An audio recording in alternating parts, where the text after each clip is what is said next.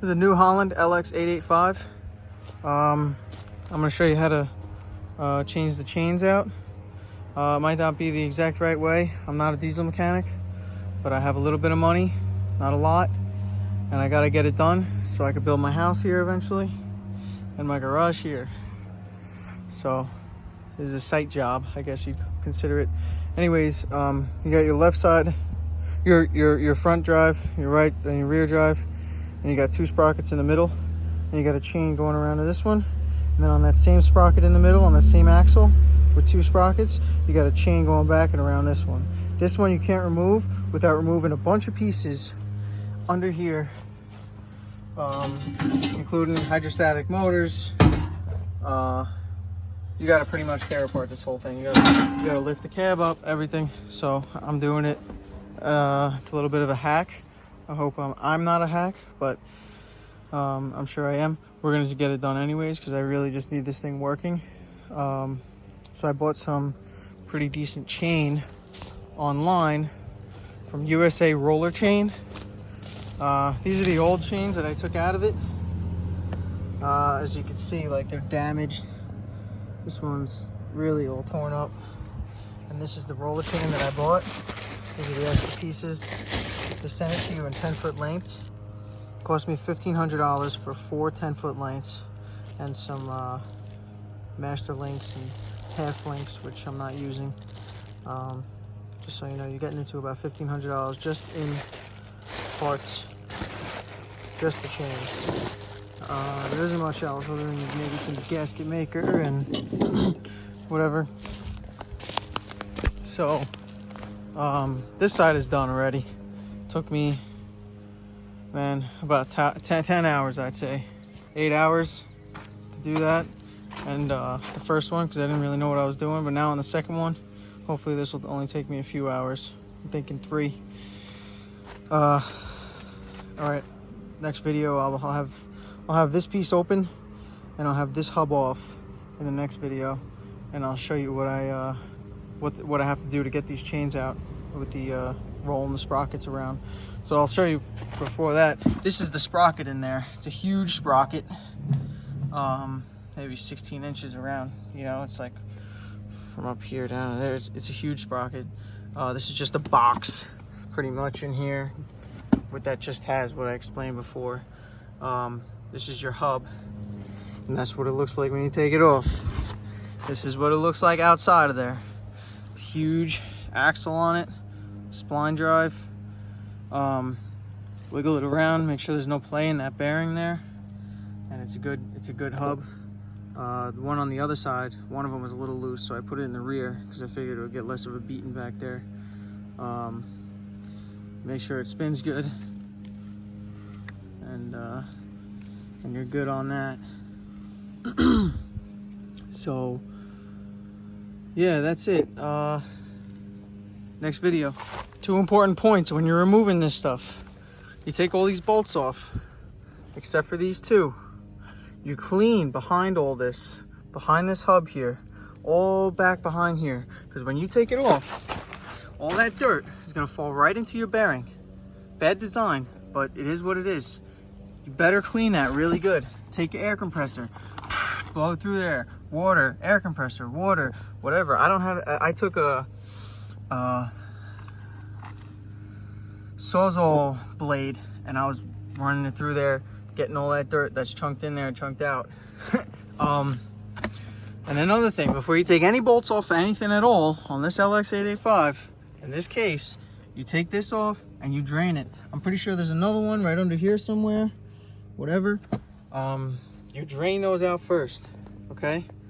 So you drain that, you clean these, you take your wheels off, you clean those real good, clean everything real good. I don't have the luxury of water or air compressor here right now, so I'm just doing the best I can with a leaf blower and a hammer to clean this out, but that's what you do. Make sure you get it real clean. The first one I got dirt in, it sucks. Don't do that. Magic, they're off. Now you got 2 chains in here. These chains are in really good shape. So, as much as I don't want to change them, I'm probably going to change them anyways because they're loose. And loose chains are not good. that skips a tooth. You can break a tooth, you can break a chain. It's not good. Might as well just go ahead and put a new chain on it. These are your big sprockets. They'll roll forward. Watch your fingers in here. This side looks really nice, actually. I don't know if it was ever touched. Well, just serviced once or something. Yeah, you gotta watch your fingers in here under all this stuff and whatever. This sprocket is back that way with the big end this way. The other one is opposite. The back side has the big end. So the front sprocket, you can take this and shove it up through this hole, out this hole, and you can maneuver this chain out without cutting it at all.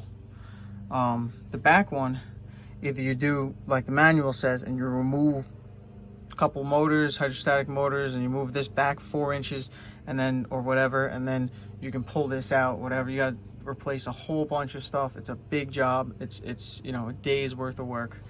The way I'm doing it is I'm going to take a grinder. I'm going to take this chain off as loose as I can get it, roll this sprocket forward, take a grinder, cut this chain off, put a new one in with a master link. Same thing with this one. Taking it out, probably not going to have to cut it, but I'm going to take it out, put a new one in with a master link. Because I have to with that, because I'm making the chain by size. So that's the plan. And I did it already on the other side. We're going to see how fast I can do it on this side. But remember to clean the surfaces really good once you get all this stuff out. I'm going to clean that up and take all your old gasket off, and that's it. Then you put it all back together and you run it and make some money.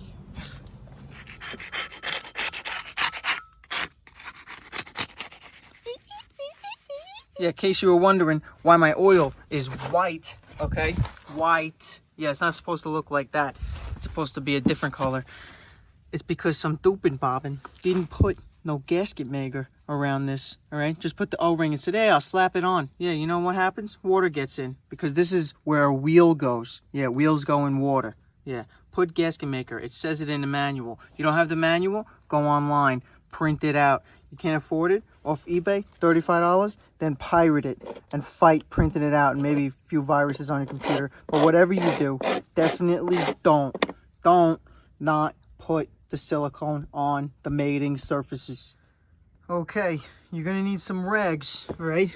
Maybe 100 of them, but you'll need a lot. I don't know, tons of them. Go to Walmart, buy the whole towel rack. Next, you'll need this thing. This is a grease pumper outer, all right? This is for, I got a Napa Auto Parts, transferring fluids, you know?